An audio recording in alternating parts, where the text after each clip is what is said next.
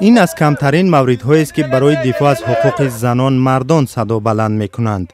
تقریبا همه شرکتداران تجربه کار و زندگی در مهاجرت را دارند. آنها میگویند شاهد مناسبت بد با دختران قرغیز، شرایط کار و رفتاری آنها شدند.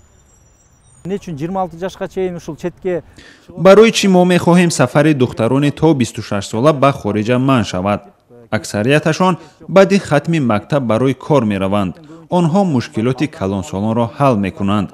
در یک حجره تا 15 نفر مرد و زن یک جا زندگی می‌کنند. این بد است. ارزش‌ها کاسته می‌شوند، خانواده‌ها از هم جدا می‌شوند.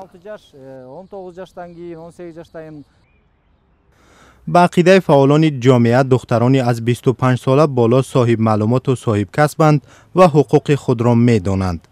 سیفه پریزاد 25 ساله در شبکه‌های اجتماعی شاید مایه حسد بیشتری هست. پریزاد تقریباً در 50 دولت بوده است. 5 سال پیش با مقصد کار به امارات متحده عربی رفت. 1 سال در شرکت کار کرد، بازآموزی کرد و حالا در یک شرکت هوایی خارجی رهبلد است.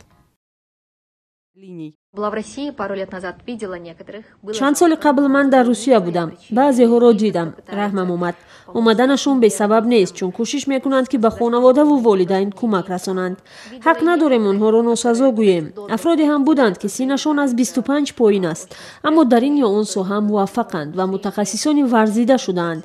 از نگاه من سن و سال نقش اساسی را نمیبازد.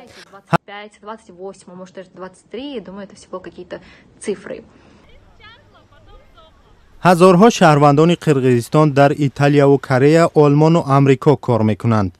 اما صدها هزار دیگر سالهاست نان خود را از روسیه و قزاقستان و ترکیه مییابند. قبلا به همین مانند پیشنهادها با واکنش‌های تند مواجه شده بود. 6 سال پیش یک وکیل پارلمان پیشنهاد نمود که در تنهایی سفر دختران تا 22 ساله به خارج منع کرده شود.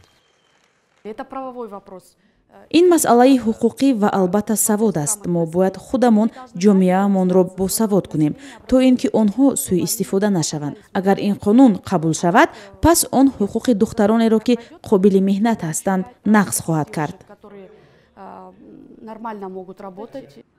از سوی دیگر نپذیرفتن پیشنهاد منع سفر دختران تا 26 ساله به مهاجرت جنبه اقتصادی هم دارد.